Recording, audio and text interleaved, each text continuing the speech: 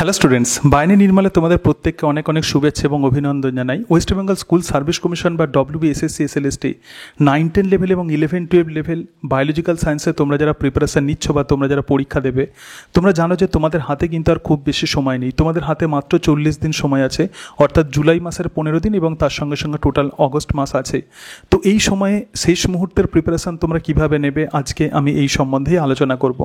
দেখো, প্রধানত এই এক্সামিনেশান যারা দেবে, আমার মনে হয় যে প্রত্যেকেরই নলেজ কিন্তু মোরাললেস সিমিলার। একটু 19-20 হতে পারে, কিন্তু নলেজ কিন্তু মোরাললেস সিমিলার, কারণ প্রত্যেকেই গ্র্যাজুয়েশন করেছে, তার সঙ্গে সঙ্গে প্রত্যেকেই মাস্টার ডিগ্রি কমপ্লিট করেছে, প্রত্যেকেই B.Ed কোয়ালিফাই করেছে এবং তার সঙ্গে সঙ্গে অনেকেই আছেন যে যারা প্রধানত টিচিং প্রফেশনের সঙ্গে জড়িত। তো সেই কারণের জন্য নলেজ কিন্তু প্রত্যেকেরই সিমিলার, কিন্তু পড়ানো এবং পরীক্ষার জন্য পড়া এই দুটোর মধ্যে একটু পার্থক্য আছে। তাহলে এই যে তোমাদের হাতে যে 40 দিন সময় আছে, তো এই 40 দিনে যে যত কম্প্যাক্ট ওয়েতে প্রিপারেশান নিতে পারবে, যে যত স্মার্ট ওয়েতে প্রিপারেশান নিতে পারবে, যে যত প্ল্যানিং করে প্রিপারেশান নিতে পারবে, আমার মনে হয় যে তারই কিন্তু এই এক্সামিনেশান ক্র্যাক করার প্রবাবিলিটি বেশি। তো আজকে আমি আমার এক্সপিরিয়েন্স থেকে তোমাদেরকে আমি বলার চেষ্টা করব যে পরীক্ষার একদম শেষ মুহূর্তে, অর্থাৎ এই 40 দিন তোমাদের হাতে যে সময় আছে, তো এই সময়ে তোমরা কিভাবে প্রিপারেশান নেবে।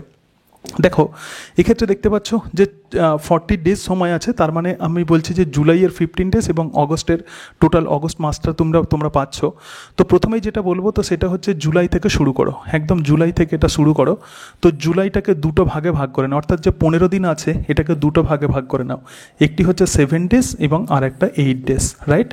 সুতরাং জুলাইয়ের এই প্রথম 7 দিন এবং তার সঙ্গে সঙ্গে শেষ 8 দিন কিভাবে পড়বে, আগে এই প্রসঙ্গেই তোমাদেরকে বলি। এই ধরনের এক্সামিনেশনের প্রিপারেশান নিতে গেলে এখন কিন্তু তোমাকে ঠিক করে নিতে হবে। আমি অলরেডি তোমাদেরকে বলেছিলাম যে এসএসসির যে সিলেবাস আছে, তো সেই সিলেবাস অনুযায়ী সমস্ত অংশগুলো সাজিয়ে নিতে, সাবজেক্ট ওয়াইজ সাজিয়ে নিতে। যেমন জুলজির জন্য আলাদা ফাইল করতে বলেছিলাম, বোটানির জন্য আলাদা ফাইল করতে বলেছিলাম, ফিজিওলজির জন্য আলাদা ফাইল করতে বলেছিলাম। এর সাথে সাথে এটা নিশ্চয়ই তোমরা করে ফেলেছো। এর সাথে সাথে আরও একটা টিপস তোমাদেরকে দিই, যে যারা এর সঙ্গে সঙ্গে 11-12 লেভেলে প্রিপারেশান নেবে, তোমরা দেখবে যে জুলজির এমন কিছু কিছু টপিক্স আছে যেগুলো 9-10 লেভেলে নেই, আবার বোটানির এমন কিছু কিছু টপিক্স আছে যেগুলো 9-10 লেভেলে নেই, আবার ফিজিওলজির এমন কিছু কিছু টপিক্স আছে যেগুলো 9-10 লেভেলে নেই। তো এক্সক্লুসিভলি পিজি লেভেলের সেই সমস্ত টপিক্সগুলো আলাদা একটা ফাইলের মধ্যে রেখে দাও, ঠিক আছে? তাহলে একটা ফাইলে জুলজি রাখছো 9-10 লেভেলের বিভিন্ন টপিক্সগুলো, ফিজিওলজির একটাতে রাখছো এবং বোটানির একটাতে রাখছো, এবং আর একটা ফাইল করো যে ফাইলের মধ্যে এক্সক্লুসিভলি এই জুলজি, ফিজিওলজি এবং বোটানি যেগুলো কেবলমাত্র পিজি লেভেলের সিলেবাসে আছে, তো সেই সমস্ত ফাইলের মধ্যে ওই নোটসগুলো রেখে দাও, ঠিক আছে? তো এটা হচ্ছে প্রথম স্টেপ। এই 40 দিনের প্রিপারেশানের এটা হচ্ছে প্রথম স্টেপ। এবং তার সাথে সাথে এখন থেকে তোমাদেরকে ঠিক করে নিতে হবে, অর্থাৎ এই যে প্রিপারেশান নিতে যাচ্ছ, একদম লাস্ট মুহূর্তে যে প্রিপারেশান নিতে যাচ্ছ, তো এখন থেকে ঠিক করে রাখতে হবে যে পরীক্ষার 1 সপ্তাহ আগে তোমরা কি পড়বে, ঠিক আছে? এটা কিন্তু অত্যন্ত গুরুত্বপূর্ণ। অর্থাৎ এক্সামিনেশনের 7 দিন আগে তোমরা কোন অংশগুলো পড়বে সেগুলো কিন্তু এখন থেকে ঠিক করে নিতে হবে। এর কারণটাই হচ্ছে এটা যে বায়োলজিক্যাল সায়েন্সে যেহেতু হিউজ সিলেবাস আছে, 3টে সাবজেক্ট তোমাদেরকে পড়তে হচ্ছে, তো সেই কারণের জন্য যতই তুমি পড়ো দেখবে বারবার মনে হবে যে এই অংশটা দেখলে ভালো হতো, ওই অংশটা দেখলে ভালো হতো। এবং সেই জন্যই এখন থেকে ঠিক করে নাও, এই 40 দিনের প্রিপারেশান যখন নিচ্ছ, এখন থেকে ঠিক করে নাও যে লাস্ট 7 ডেজে কী কী পড়বে। থিওরি যেমন ঠিক করে নেবে এবং তার সঙ্গে সঙ্গে তোমরা যে MCQ প্র্যাকটিস করছো, তো সেই MCQগুলোও একটু ঠিক করে নেবে যে লাস্ট 7 ডেজে কোনগুলো দেখবে। এবং এটা করার জন্য তোমাদের যে নোটস আছে, সেই নোটসের মধ্যে আর বলে লিখে রাখো বা E-7 বলে লিখে রাখো, ঠিক আছে? যে অংশগুলো তোমরা দেখবে। যেমন ধরা যাক আমি যদি কার্ডিওলজি বলি, ধরা যাক হার্টের, তো হার্টেতে তুমি হয়তো যে সমস্ত হার্টের যে সমস্ত ভাল্ব যেগুলো আছে, তো সেগুলো হয়তো পরীক্ষার 1 সপ্তাহ আগে দেখবে। সুতরাং হার্টের ভাল্ব তোমার নোটসে যেখানে লেখা আছে, তো সেই জায়গাতে লিখে রাখো E-7। তার মানে যখনই তুমি কার্ডিওলজি প্রিপারেশান নেবে, তখন হার্টের ওই ভাল্বগুলো তুমি পড়ে নিচ্ছ। এর ফলে তোমার টোটাল কার্ডিওলজিটা কমপ্লিট হয়ে যাবে, ঠিক আছে? মানে বাকি অংশগুলো তুমি আর দেখার আর সময় পাবে না ওই সময়, ঠিক আছে? কিন্তু যে অংশগুলো বারবার তোমাকে দেখতে হবে, তো সেটা কিন্তু এখন থেকে ঠিক করে নাও। আবার ধরে যাক কোনো অংশের MCQ প্র্যাকটিস করছো, তো MCQগুলো একটুখানি হাইলাইট করে নেবে। অর্থাৎ MCQতে নিশ্চয়ই বিভিন্ন নাম্বারিং করা আছে, 1, 2, 3, 4 এরকম নাম্বারিং করা আছে।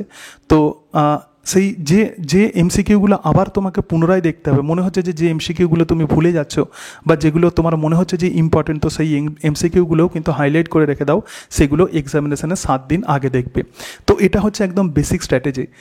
এর সাথে সাথে বলি, এই যে জুলাইয়ের প্রথম যে 7 ডেজ আছে, তো এই সময় কি করবে, সিলেবাসকে দুটো ক্যাটাগরিতে ভাগ করে নাও। প্রথম যে ক্যাটাগরিতে সিলেবাসকে ভাগ করবে সেটা হচ্ছে 11-12 লেভেল। 11-12 লেভেল মানে হচ্ছে +2 লেভেল, ঠিক আছে? তাহলে 11 and 12 হচ্ছে লেভেল, তার মানে এটা হচ্ছে +2 লেভেল।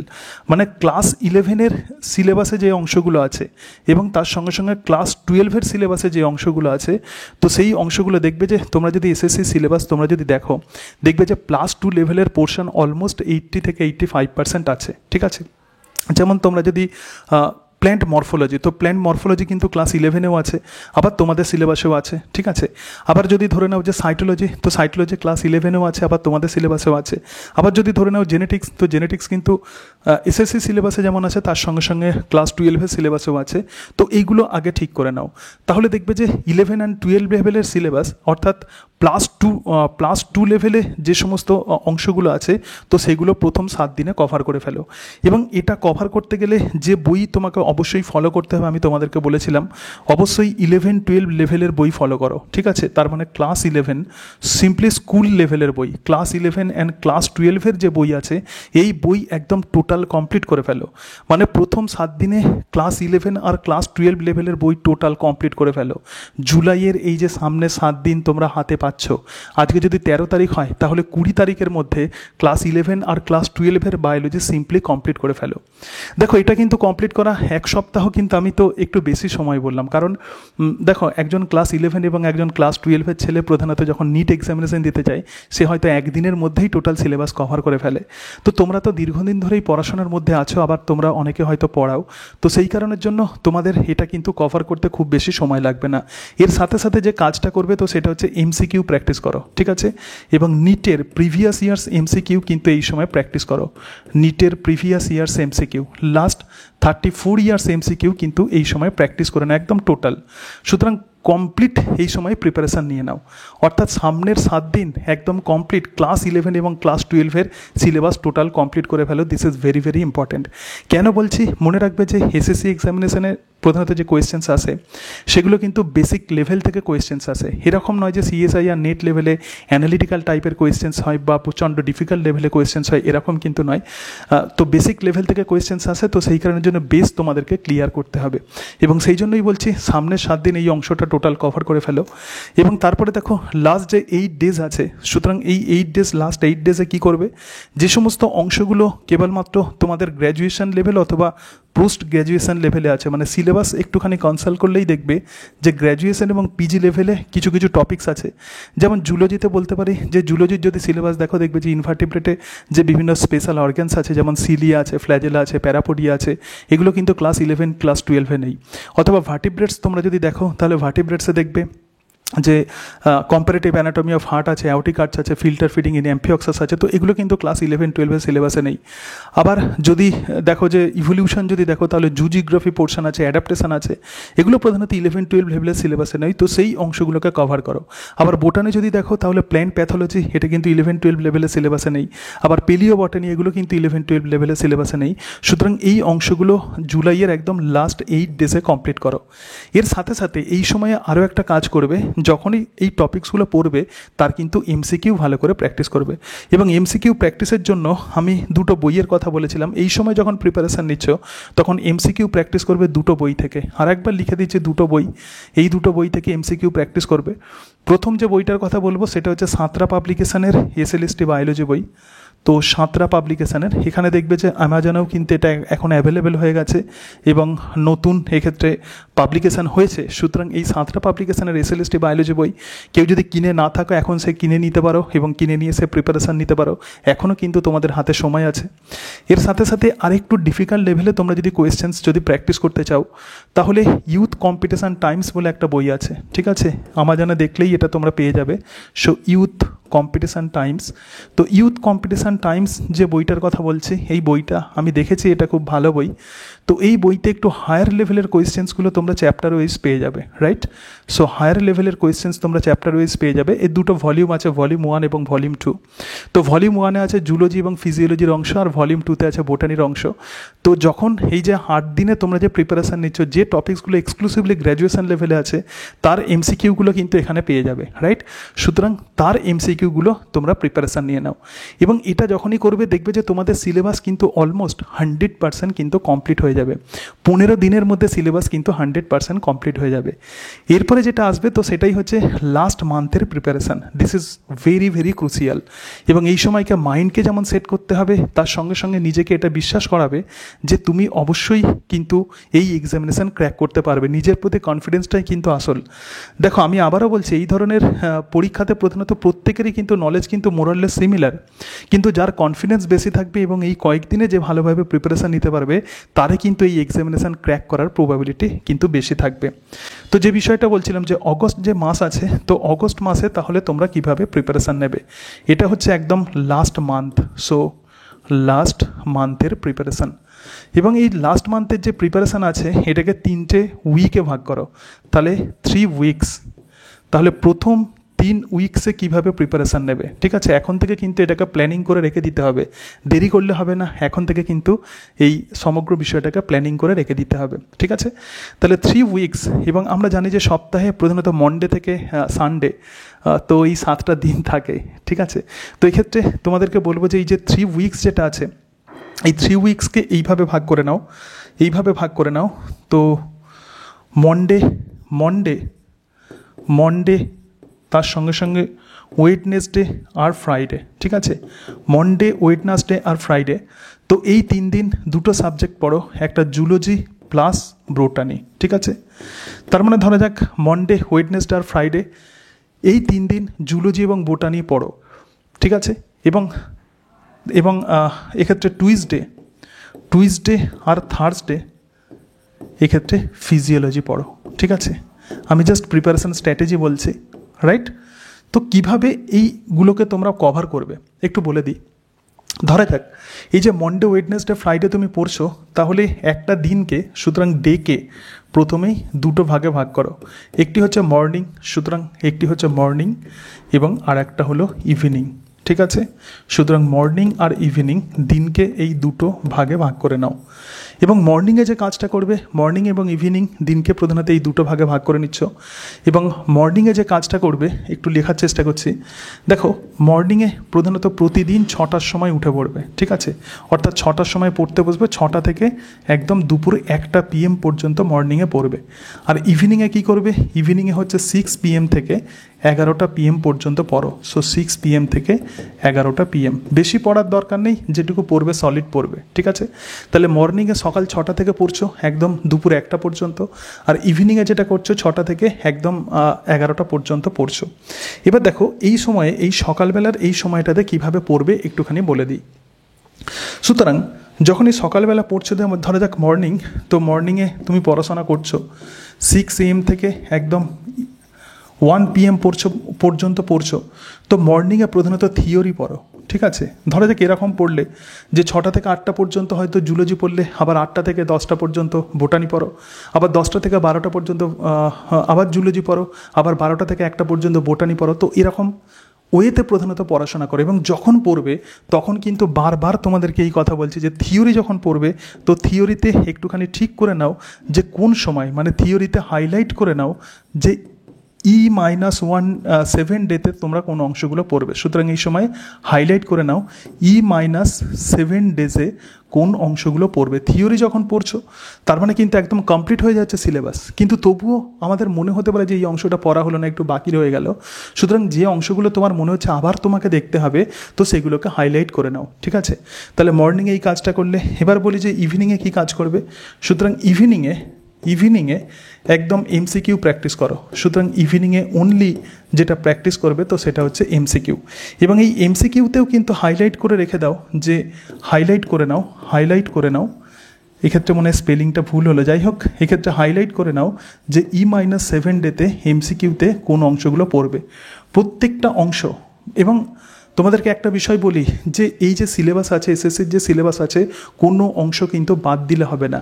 অ্যাটলিস্ট কোনো একটা পার্টিকুলার টপিকস থেকে কিন্তু বেসিক নলেজ তোমাদেরকে অবশ্যই রাখতে হবে।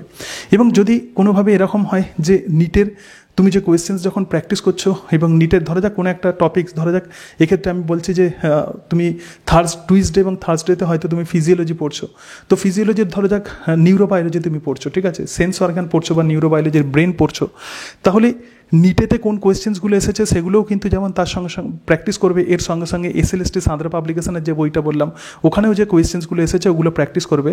এবং তোমার যেটা মনে হচ্ছে যে আবার যে কোয়েশ্চেন্সগুলো দেখার তোমার মনে হচ্ছে প্রয়োজন আছে বা তোমার যেগুলো মনে হচ্ছে যে ইম্পর্টেন্ট, তো সেই ইম্পর্টেন্ট অংশগুলো হাইলাইট করে রেখে দাও, একদম এক্সামিনেশনের 7 দিন আগে শুধুমাত্র সেইগুলো পড়ো।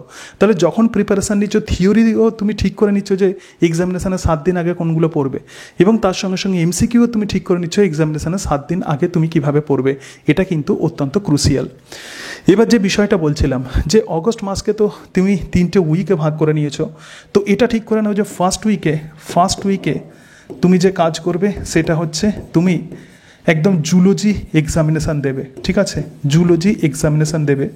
আবার ধরো যাক সেকেন্ড উইকে তুমি ঠিক করে নাও যে সেকেন্ড উইকে তুমি বোটানি এক্সামিনেশান দেবে, আর থার্ড উইকে ঠিক করে নাও যে তুমি ফিজিওলজি এক্সামিনেশান দেবে, ঠিক আছে, এটা ঠিক করে নাও।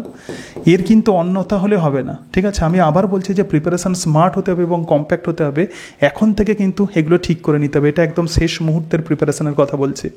তো ফার্স্ট উইকে এই যে জুলজি তুমি যে ঠিক করছো যে তুমি এক্সামিনেশান দেবে, আমি কি বলেছিলাম মন্ডে থেকে ফ্রাইডে, ঠিক আছে।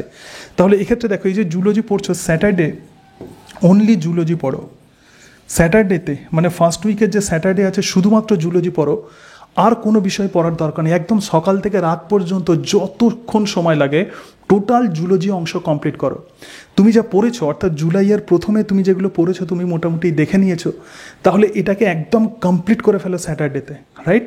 এবং স্যাটারডেতে কমপ্লিট করার পরে সানডেতে 12টা থেকে 1:30 পর্যন্ত পরীক্ষা দাও। তো সানডেতে 12টা থেকে 1:30 পর্যন্ত মক টেস্ট দাও, শুধুমাত্র জুলজির মক টেস্ট সানডেতে দাও। তাহলে সকালবেলা কী করবে সানডেতে, তাহলে সকালবেলা সানডে 6টা থেকে 12টা পর্যন্ত যে অংশগুলো হাইলাইট করেছো সেই অংশগুলো পড়ো। তাহলে সানডে 6 AM থেকে, আচ্ছা একটুখানি মুছি এখানটা, ঠিক আছে, তাহলে এই জায়গাটা একটুখানি মুছে দিই।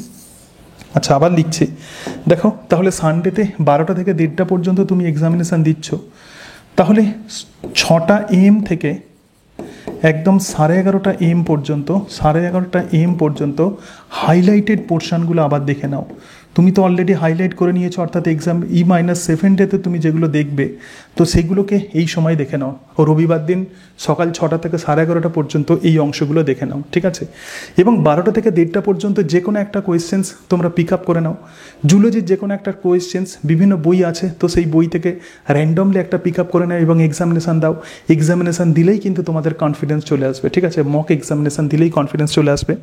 আবার দেখো সেকেন্ড উইকে বোটানি যেটা বলছিলাম, তো বোটানি স্যাটারডেতে প্রধানত টোটাল বোটানি পড়ে ফেলো, অর্থাৎ সকাল থেকে একদম রাত পর্যন্ত টোটাল বোটানি পড়ো। আবার একই রকম প্রসিডিওর বলছি, অর্থাৎ সানডে সকালবেলা সেই অংশগুলোই দেখো 6টা থেকে 11:30টা পর্যন্ত বোটানির যে অংশগুলো তুমি E-7 ডেতে দেখবে। আবার দেখো 12টা থেকে 1:30 পর্যন্ত পরীক্ষা দাও, রাইট। এবং এর সঙ্গে সঙ্গে দেখো থার্ড উইকেও ফিজিওলজি পড়ছো, তাহলে ফিজিওলজি যখন পড়ছো স্যাটারডেতে টোটাল ফিজিওলজি কমপ্লিট করে ফেলে একদম প্রথম থেকে শেষ পর্যন্ত, ক্লাস 11-12 ফিজিওলজি, তার সঙ্গে সঙ্গে বা +2 লেভেলের ফিজিওলজি, এবং তার সঙ্গে সঙ্গে যে তোমাদের যে গ্র্যাজুয়েশন এবং তার সঙ্গে সঙ্গে পোস্ট গ্র্যাজুয়েশনের যে সমস্ত টপিক্সগুলো আছে অলরেডি সেপারেট করতে বলেছে, তো সেগুলো টোটাল পড়ো। হাইলাইটেড পোর্শনগুলোও একটু দেখে নাও এবং সকালবেলা আবার হাইলাইটেড অংশগুলো দেখো এবং 12টা থেকে 1:30 পর্যন্ত এক্সামিনেশান দাও, মক এক্সামিনেশান দাও। তো এটা করার পরে একদম লাস্ট উইক চলে আসবে, তাহলে ফোর্থ উইকে কী পড়বে, সুতরাং ফোর্থ উইক যেটা চলে আসছে এক হাইলাইটেড পোর্শনগুলো র্যান্ডমলি দেখার চেষ্টা করো। যে অংশগুলো হাইলাইট করেছো তো হাইলাইটেড পোর্শন একদম র্যান্ডমলি দেখে নাও, হাইলাইটেড পোর্শনগুলো এগুলো দেখে নাও, বোথ থিওরি প্লাস এমসিকিউ। তাহলে থিওরি প্লাস এমসিকিউ এই হাইলাইটেড পোর্শনগুলো কিন্তু দেখে নাও। দেখো তোমরা অনেকেই ভাবছো যে তোমাদেরকে মক টেস্ট দিতে হবে, তার সঙ্গে সঙ্গে বিভিন্ন জায়গাতে পড়তে হবে। দেখো আমার যেটা মনে হয় যে আগে প্রথমে নিজেদেরকে পড়তে হবে এবং তার সঙ্গে সঙ্গে যে কাজটা করতে হবে সেটা যে বেস ক্লিয়ার করতে হবে, তবেই কিন্তু এই ধরনের এক্সামিনেশান তুমি ক্র্যাক করতে পারবে। সিম্পলি আমি যে স্ট্র্যাটেজিগুলো বললাম আমি আর একবার মেন অংশগুলো তোমাদেরকে বলে দিচ্ছি। প্রথম যে পয়েন্ট তো সেটা হচ্ছে এখন থেকে ঠিক করে নাও E-7 ডেতে কোন অংশগুলো পড়বে, ঠিক আছে, this is very very crucial. এবং এক্ষেত্রে থিওরি প্লাস এমসিকিউ এটা ঠিক করে নাও, এবং মনে রাখবে এমসিকিউতে সেই সমস্ত অংশগুলোই দাগ দাও তো যেগুলো তোমার মনে হচ্ছে ইম্পর্ট্যান্ট। এবং একটা বিষয় আমি সবসময় বিশ্বাস করি যে নিজের সাজেশান হচ্ছে বেস্ট সাজেশান। এই যে তোমরা বলো যে স্যার সাজেশান করে দিন, কোন অংশগুলো ইম্পর্ট্যান্ট সেগুলো বলে দিন, কিন্তু তোমরা যেহেতু দীর্ঘদিন ধরে পড়াশোনার মধ্যে আছো, বিভিন্ন রকমের পরীক্ষা দিয়েছো, তো তোমরা জানো যে জেনারেলি কোন অংশগুলো কোয়েশ্চেন্সে আসে। সুতরাং এমসিকিউতে সেই অংশগুলো ভালো করে তোমরা পড়ে ফেলো, ঠিক আছে? তো E-7 বিষয়টা বললাম, এবং সেকেন্ড যেটা বলবো সেটা হচ্ছে যে +2 লেভেলের কনসেপশান কিন্তু ক্লিয়ার করতে হবে। +2 লেভেল যার বেস যত ক্লিয়ার থাকবে তার কিন্তু এই এক্সামিনেশান ক্র্যাক করার প্রবাবিলিটি তত বেশি থাকবে। অর্থাৎ ক্লাস 11-12 লেভেলের বই এবং তার সঙ্গে সঙ্গে নিটের যে সমস্ত প্রিভিয়াস ইয়ার্স কোয়েশ্চেন্স পেপার এসছে তো সেগুলো ভালো করে কভার করো। এবং এর সাথে সাথে যেগুলো ইম্পর্ট্যান্ট অংশ আছে, থিওরির যেগুলো ইম্পর্ট্যান্ট অংশ আছে তো সেগুলো হাইলাইট করো। কেউ যদি ভাবো যে শুধুমাত্র এমসিকিউ প্র্যাকটিস করে এই এক্সামিনেশান ক্র্যাক করবে, তাহলে সেটা কিন্তু মানে তার ভাবনাটা আমার মনে হয় ভুল হতে পারে, কিন্তু তার পার্সেন্টেজ কম হবে। পরে একদম শেষে কয়েকটা আমি কথা বলি, তো সেটা হচ্ছে যে এই এক্সামিনেশান, আবার বলছি, এই এক্সামিনেশান ক্র্যাক করার জন্য কিন্তু কনফিডেন্স অত্যন্ত গুরুত্বপূর্ণ। তোমার যদি কনফিডেন্স থাকে তবেই তুমি কিন্তু এই এক্সাম ক্র্যাক করতে পারবে। এবং দেখো এই আগামী 40 দিন কিন্তু প্রচুর পরিমাণে পরিশ্রম করতে হবে। মাত্র কয়েকদিনের পরিশ্রম কিন্তু তোমার লাইফ চেঞ্জ করে দিতে পারে। তো সেই কারণের জন্য অ্যাপারেন্টলি আমি যেরকম নিয়ম যেগুলো বললাম বা রুলস যেগুলো বললাম, তো সেই রুলসগুলো অ্যাপারেন্টলি একটু ডিফিকাল্ট হতে পারে, কিন্তু নাথিং ইজ ইম্পসিবল, ঠিক আছে? তোমরা যদি একটু চেষ্টা করো তাহলে এইভাবে তোমরা কিন্তু কভার করতে পারবে। এর সাথে সাথে দেখো প্রত্যেকেরই কিন্তু প্রিপারেশনের স্ট্র্যাটেজি প্রধানত ডিফারেন্ট হয়। আমি এরকম স্ট্র্যাটেজি ফলো করে আমি এই মানে এসএসসি এক্সামিনেশান আমি ক্র্যাক করেছি বেশ কয়েকবার। তো সেই কারণের জন্যই আমি তোমাদেরকে এই স্ট্র্যাটেজিটা বললাম, যাতে তোমাদের হেল্প হয়, যাতে তোমাদের সুবিধা হয়। তো তোমরা কিন্তু অন্যভাবেও কিন্তু তোমরা অন্য স্ট্র্যাটেজিও তোমরা ফলো করতে পারো, কিন্তু যেরকমভাবে স্ট্র্যাটেজি ফলো করো না কেন এইগুলোকে ঠিক করে নাও। এক্সামিনেশানের 7 দিন আগে তোমরা কী পড়বে সেটাকে ঠিক করে নাও, এবং তার সঙ্গে সঙ্গে +2 লেভেলের কনসেপশন ক্লিয়ার রাখো। নিটের প্রিভিয়াস ইয়ার্স এমসিকিউ কোয়েশ্চেন্সগুলোকে একটুখানি তোমরা দেখে রাখো, এবং তার সঙ্গে সঙ্গে যেগুলো ইম্পর্টেন্ট অংশ আছে থিওরি এবং এমসিকিউ সেগুলো হাইলাইট করো, যেগুলো এক্সামিনেশান -7 ডেতে তোমরা দেখবে। তো এরকমভাবে প্রিপারেশান নাও, নিশ্চয়ই তোমরা এই এক্সামিনেশান ক্র্যাক করতে পারবে। এবং মনে রাখবে each and every questions is vital. তো সেই কারণের জন্য প্রত্যেকটা টপিক্সে অন্তত যেন তোমার কনসেপশান থাকে যে কী বলতে চেয়েছে, তো সেই কনসেপশান যেন তোমার থাকে। যেমন পিজি লেভেলের সিলেবাসে দেখবে যে একটা পোর্শন আছে জিট-জিবার, ঠিক আছে? সুতরাং জিট-জিবার জিনিসটা কি শুধুমাত্র এটা জেনে রাখো। তো এইভাবেই আমি বলছি যে প্রত্যেকটা টপিক্সে যেন কনসেপশান ক্লিয়ার থাকে, যে টপিকটাকে মানে কি বলতে চেয়েছে সেই টপিক্সে, তো সেটা সম্পর্কে কিন্তু আইডিয়াটা একটু রেখে দিতে হবে, তাহলেই কিন্তু এবং এই এক্সামিনেশান ক্র্যাক করতে পারবে। এবং কোয়েশ্চেন্স আমার যেটা মনে হয় যে প্রচণ্ড ডিফিকাল্ট লেভেলে হবে সেরকম নয়, একটু মডারেট লেভেলে বা কনসেপচুয়াল লেভেলে কোয়েশ্চেন্স হবে। যেহেতু স্কুল লেভেলের এক্সামিনেশান, তো সেই কারণের জন্য ক্লাস 11-12 লেভেলের বইকে কিন্তু ইগনোর করলে চলবে না। এর জন্য তোমরা সিবিএসসির কোনো একটা বই তোমরা ফলো করতে পারো। আমি বলেছিলাম Pradeep's text book of biology follow করতে, সেটা খুব ভালো বই, তো সেটা তোমরা ফলো করতে পারো। অথবা তোমাদের কাছে এখন এই মুহূর্তে যে বই আছে সেটাও তোমরা ফলো করো।